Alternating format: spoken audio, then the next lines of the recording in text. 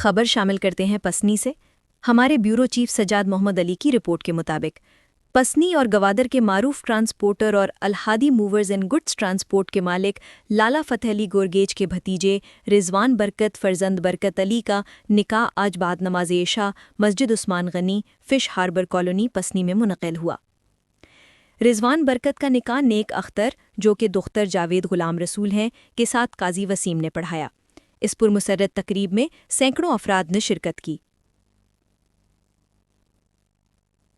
نکاح کی اس پروقار محفل میں تربت گوادر ایران اور پسنی سے تعلق رکھنے والے متعدد معززین شہر، کاروباری شخصیات اور رشتہ داروں نے شرکت کر کے دولہا اور دلہن کے خاندان کو مبارکباد پیش کی۔